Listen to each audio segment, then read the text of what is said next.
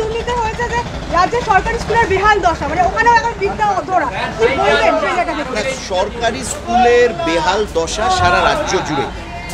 যে সরকার mid day মিলে দুর্নীতি করে, 100 কোটি টাকা মিড ডে মিলের দুর্নীতি অনিয়ম বেনিয়ম করে, সেটা বোঝাই যায় যে সে সরকার শিক্ষা এবং শিক্ষা পরিকাঠামোর প্রতি কতটা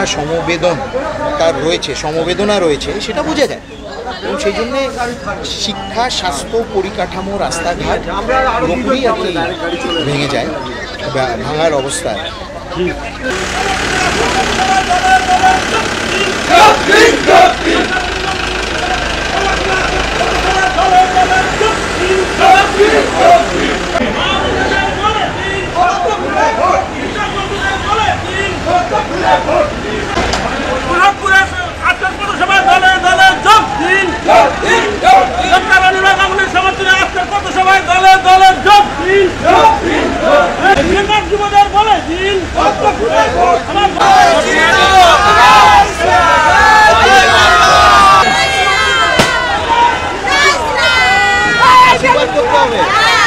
নাহলে পারবো না, দিতে হবে পাড়ায়, সবাইকে বলে দিতে হবে পরিবর্তন চাই।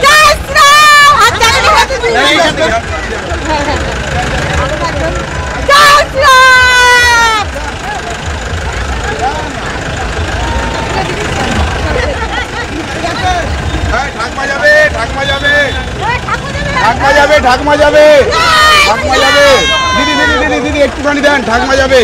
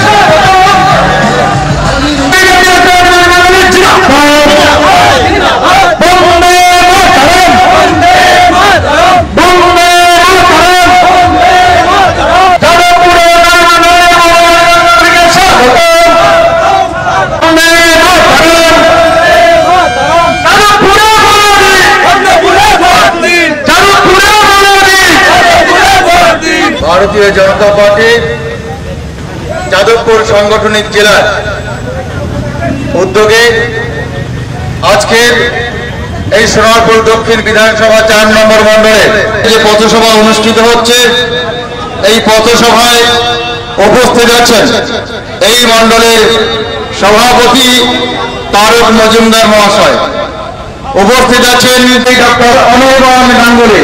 আপনারা জানবেন যে প্রধানমন্ত্রী নরেন্দ্র মোদী তিনি সংকল্প নিয়েছেন 70 বছরের ঊর্ধ্বে বেশি বয়সী প্রত্যেক প্রবীণ নাগরিককে বিনামূল্যে চিকিৎসা প্রদান তিনি করবেন।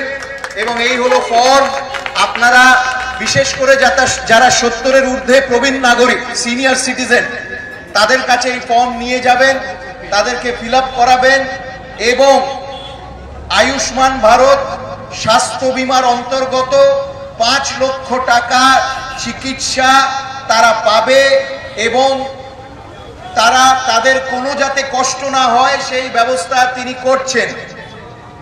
আপনারা জানেন যে যারা আয়ুষ্মান ভারত অন্তর্গত স্বাস্থ্য বীমার কার্ড পেয়েছেন, এ যাবৎ কোটি কোটি মানুষের সাশ্রয় হয়েছে, তারা চিকিৎসা পেয়েছে, তারা বিভিন্ন জায়গায় চিকিৎসা পেয়েছে, কোনো অসুবিধা হয়নি।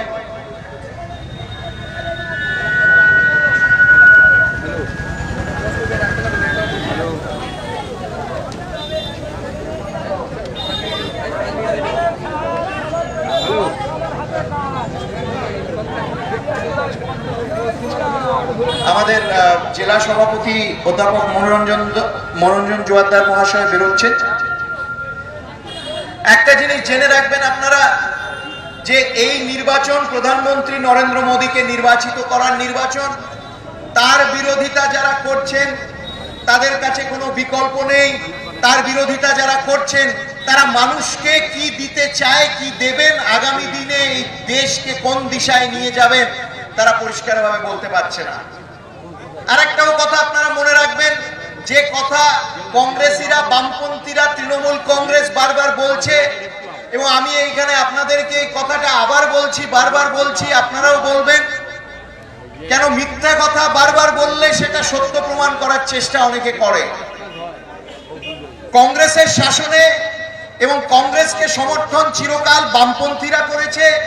কংগ্রেসের শাসনে কোটি কোটি টাকা, কালো টাকা বিদেশে পাচার হয়েছে এবং প্রধানমন্ত্রী নরেন্দ্র মোদী একবার বলেছিলেন যে সেই বিদেশের টাকা, কালো টাকা, ভারতের জনগণের টাকা কংগ্রেসের মদতে, বামপন্থীদের মদতে বিদেশে যে টাকা পাচার হয়ে গেছিল, সেই টাকা যদি ফেরত আনা হয়, প্রত্যেকে এত টাকা বিদেশে পাচার করেছে 50 বছর কংগ্রেস এবং বামপন্থীরা, যে সেই টাকা যদি ফেরত আনা হয় প্রত্যেকের অ্যাকাউন্টে 15 লক্ষ টাকা পৌঁছবে, এই রকম একটা তিনি তুলনা করেছিলেন।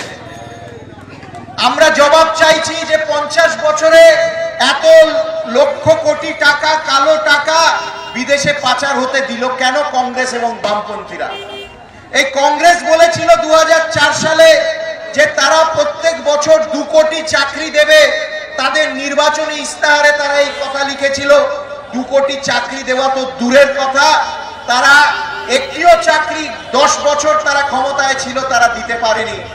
নরেন্দ্র মোদী কয়েক কোটি চাকরি গত 10 বছরে দিয়েছে। মানুষ যাতে করে খেতে পারে তার ব্যবস্থা করেছে, লোন পাইয়ে দিয়েছে, তিনি কর্মসংস্থান করেছে। নিজেদের পরস্পর বিরোধী যে মন্তব্য তারা করে সেগুলো সব নাটক। তারা দিল্লিতে একসাথে রয়েছে, এই বামপন্থী আর কংগ্রেসরা যাতে মোদীকে সরানো যায়, তারা একসাথে মিলে ইন্ডি জোট গঠন করেছে। এইখানে বামপন্থীরা চাকরি দুর্নীতির বিরুদ্ধে বলছে, কিন্তু দিল্লিতে তারা তৃণমূল কংগ্রেসের হাত ধরে কংগ্রেসের সাথে বসে রয়েছে, মোদীর বিরোধিতা করছে।